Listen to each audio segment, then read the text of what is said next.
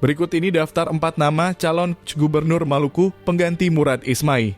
Keempatnya telah resmi mendaftarkan diri sebagai bakal calon penjabat Gubernur Maluku di hari terakhir pendaftaran Rabu 22 November 2023. Mereka diantaranya adalah Rektor Universitas Patimura, Profesor Dr. M.J. Sapteno, Rektor IAIN Ambon, Profesor Dr. Zainal Abidin Rahawarin, dan Maijen TNI Domingus Pakel dan Olivia Latukonsina Salampesi.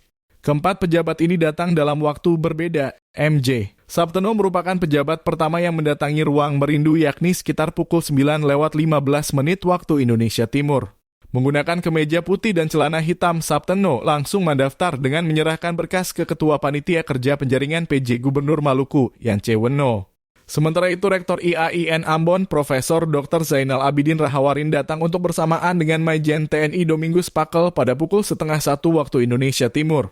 Saat membawa berkas pendaftaran, Rahawarin didampingi Wakil Rektor 2 IAIN Ambon, Dr. Ismail Tuananyi, Kepala Biro AUAK IAIN Ambon, Jamaluddin Bugis, dan Ketua DWP IAIN Ambon, dan Nyonya Saud Rahawarin.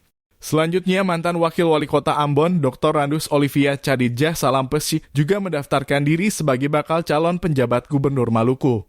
Kriteria penjabat kepala daerah Undang-Undang Nomor 10 Tahun 2016 tentang Pilkada khususnya Pasal 201 menyebutkan bahwa penjabat merupakan orang yang ditunjuk untuk mengisi kekosongan jabatan gubernur dan wakil gubernur, atau bupati dan wakil bupati, atau wali kota dan wakil wali kota yang berakhir masa jabatannya.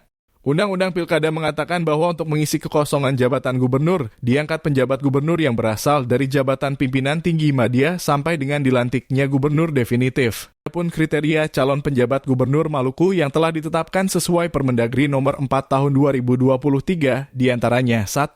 Punya pengalaman dalam penyelenggaraan pemerintahan dibuktikan dengan riwayat jabatan. 2. Pejabat ASN tertentu yang menduduki jabatan pimpinan tinggi madya di lingkungan pemerintah pusat atau lingkungan pemerintah daerah bagi calon penjabat gubernur. 3.